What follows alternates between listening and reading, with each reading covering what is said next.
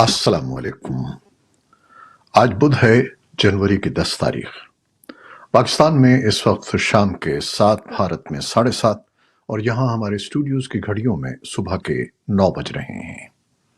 Voice of America Washington کی Urdu service سے میں ہوں خالد حمید، خبروں کے ایک بلٹن کے ساتھ۔ پاکستان کے صوبہ خیبر پختونخوا کی ایک عدالت نے سابق حکمراں جماعت پاکستان تحریک انصاف کے انٹرا پارٹی انتخابات کے بارے میں الیکشن کمیشن آف پاکستان کے 22 دسمبر کے فیصلے کے خلاف دائر درخواست کو منظور کرتے ہوئے پاکستان تحریک انصاف کو بیٹ کے نشان پر انتخاب میں حصہ لینے کے لیے اہل قرار دے دیا ہے۔ پشاور ہائی کورٹ کے 2 رکنی بینچ نے 2 دنوں کے دوران درخواست کے حق اور مخالفت میں دلائل سننے کے بعد بدھ کی سپہر 2 صفحات پر مشتمل فیصلہ جاری کرتے ہوئے پاکستان تحریک انصاف کے انٹرا پارٹی انتخابات پر الیکشن کمیشن آف پاکستان کے اعتراضات کو مسترد کر دیا۔ پشاور ہائی کورٹ کے فیصلے سے چند گھنٹے قبل پی ٹی آئی کے چیئرمین بیرسٹر گوہر علی خان نے سپریم کورٹ آف پاکستان میں الیکشن کمیشن آف پاکستان کے فیصلے کے خلاف دائر اسی قسم کی درخواست واپس لینے کا اعلان کیا تھا۔ تجزیہ کاروں کا خیال ہے کہ پشاور ہائی کورٹ کے اس فیصلے سے پاکستان تحریک انصاف کو 8 فروری کو ہونے والے عام انتخابات میں فائدہ ہو سکتا ہے۔ خیبر پختونخوا کے جنوبی اضلاع بنوں اور کوہاٹ کے 2 مختلف مقامات میں لگ بھگ 12 گھنٹوں کے دوران عسکریت پسندوں کے حملوں کے نتیجے میں 5 پولیس اہلکاروں سمیت 6 افراد جان کی بازی ہار گئے اور 2 زخمی ہو گئے۔ ہمارے نمائندے کے مطابق بنوں میں انسداد پولیو مہم میں سیکیورٹی کے فرائض سر انجام دینے والے اہلکاروں پر منگل کی شام فائرنگ کے بعد ایک حملہ آور نے گھر میں گھس کر ایک انسپیکٹر سمیت 2 اہلکاروں کو گولیاں مار کر موت کا شکار کر دیا اور 2 کو زخمی کر دیا۔ پولیس عہدیدار قاسم علی کے مطابق جوابی کارروائی میں مبینہ عسکریت پسند بھی مارا گیا۔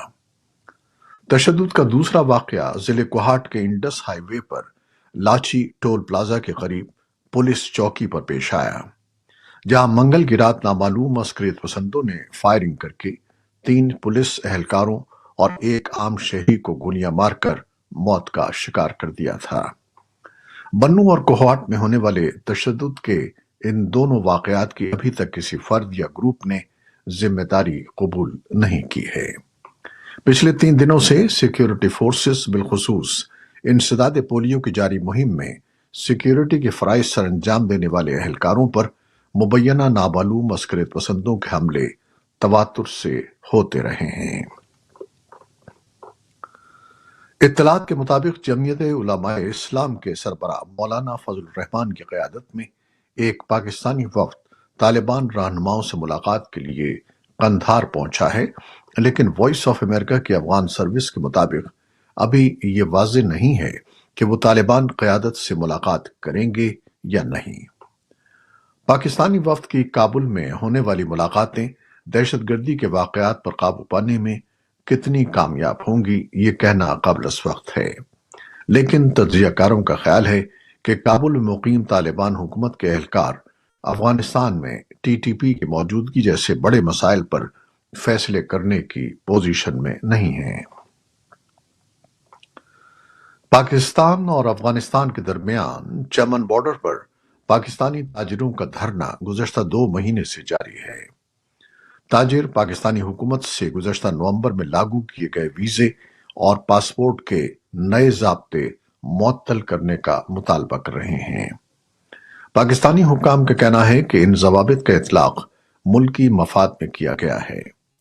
وائس آف امریکہ کی افغان سروس کے مطابق افغان تاجروں کا کہنا ہے کہ گزشتہ سال نومبر میں سرحد پر کسٹمز کے نئے ضابطوں کے نفاذ کے بعد پاکستان کے راستے افغان ٹرانزٹ ٹریڈ میں نمایاں کمی آئی ہے اور کراچی سے افغانستان ٹرانزٹ ہونے والے سامان پر 10% کسٹم ڈیوٹی اور 100% گارنٹی کے اطلاق نے افغان ٹرانزٹ کو متاثر کیا ہے۔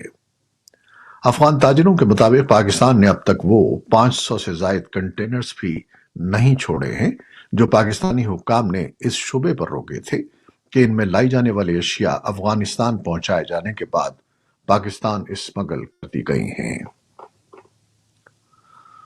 امریکی وزیر خارجہ اینٹنی بلنکن خطے کی صورتحال میں بہتری کے لیے اچانک دورے پر آج اسرائیل سے بحرین پہنچ رہے ہیں۔ اس سے قبل انہوں نے اسرائیل کے زیر کنٹرول رام اللہ میں فلسطینی اتھارٹی کے صدر محمود عباس سے ملاقات کی اور کہا کہ امریکہ فلسطینی ریاست کے قیام کے لیے ٹھوس اقدامات کی حمایت کرتا ہے۔ بلنکن نے کہا کہ فلسطینی اتھارٹی کی اصلاحات اور اس کی حکمرانی کو بہتر بنانے کی ضرورت پر بات چیت ایجنڈے پر تھی۔ بلنکن نے یہ بھی کہا کہ جیسے ہی حالات اجازت دیں گے بے گھر فلسطینیوں کو اپنے گھروں کو واپس آنا چاہیے، اور یہ کہ اسرائیل نے اتفاق کیا ہے کہ وہ اقوام متحدہ کے مشن کو جنگ سے تباہ شمالی غزہ کی صورتحال کا جائزہ لینے کی اجازت دے گا۔ بلنکن نے گزشتہ روز تل ابیب میں اسرائیلی رہنماؤں سے ملاقات کے دوران کہا تھا کہ اسرائیل غزہ میں شہری نقصانات کو کم کرے اور کہا تھا کہ ایک فلسطینی ریاست کا قیام پائیدار امن کی کلید ہے۔ امریکی وزیر خارجہ نے بین الاقوامی عدالت انصاف میں اسرائیل کے خلاف جنوبی افریقہ کی طرف سے دائر کردہ نسل کشی کے الزامات پر مبنی مقدمے کو بلا جواز قرار دیا ہے، جس کی سماعت اس ہفتے کے اختتام پر شروع ہونے والی ہے۔ جنوبی افریقہ نے اس مقدمے میں اسرائیل کی غزہ میں جاری فوجی مہم کو ہنگامی طور پر معطل کرنے کا مطالبہ کیا ہے۔ بلنکن نے کہا کہ امریکہ کا خیال ہے کہ یہ مقدمہ بے بنیاد ہے اور اسرائیل کی ان کوششوں سے توجہ ہٹاتا ہے جو وہ حماس کے عسکریت پسندوں اور دیگر ایرانی اتحادیوں بشمول حزب اللہ اور حوثیوں کے خطرات سے لڑنے کے لیے کر رہی ہے۔ اسرائیلی فوج نے دعویٰ کیا ہے کہ اس نے غزہ کے مرکزی علاقے مغازی اور جنوبی خان یونس میں 150 اہداف کو نشانہ بنایا ہے اور درجنوں دہشت گردوں کو ہلاک کر دیا ہے۔ اسرائیلی فوجیوں نے المغازی کے علاقے میں راکٹ لانچرز، میزائلز، ڈرونز اور دھماکہ خیز مواد تباہ کرنے اور 15 زیر زمین سرنگوں کا پتہ چلانے کا دعویٰ بھی کیا ہے۔ حماس کے زیر انتظام صحت کے حکام نے بتایا کہ گزشتہ رات کے حملے میں غزہ میں 70 مزید افراد ہلاک اور 130 زخمی ہوئے۔ اقوام متحدہ کے مطابق 2.4 ملین آبادی والی غزہ کی پٹی میں بیشتر افراد بے گھر ہیں اور تنگ مقامات پر متعدی امراض اور بھوک کا سامنا کر رہے ہیں۔ 7 اکتوبر سے اب تک غزہ میں ہلاکتوں کی تعداد 23,000 سے تجاوز کر گئی ہے۔ امریکی محکمہ دفاع کے press secretary major general Patrick Ryder نے منگل کو ایک نیوز بریفنگ میں بتایا کہ امریکی وزیر دفاع لائیڈ آسٹن اپنے فرائض انجام دیتے رہیں گے، تاہم ان کے ہسپتال میں داخل ہونے کے بارے میں معلومات کو خفیہ رکھنا ضروری نہیں تھا۔ انہوں نے کہا کہ صدر جو بائیڈن کو منگل تک یہ معلوم نہیں تھا کہ امریکی وزیر دفاع کی خرابی صحت کی وجہ کیا ہے۔ 70 سالہ آسٹن 1 جنوری سے ہسپتال میں داخل ہیں۔ ان میں کینسر کی تشخیص ہوئی ہے۔ پینٹاگون کی جانب سے اس خبر کو کئی دنوں تک وائٹ ہاؤس اور کانگریس سے خفیہ رکھا گیا۔ امریکی فوجی ہسپتال نے ان کی صحت کے بارے میں خوش آئند بیان دیا ہے، لیکن خبردار کیا کہ ان کی صحت یابی میں وقت لگ سکتا ہے۔ بھارت کی اقلیتی امور کی وزیر اسمرتی ایرانی کے دورہ سعودی عرب پر بھارت میں ملے جلے رد عمل کا اظہار کیا جا رہا ہے۔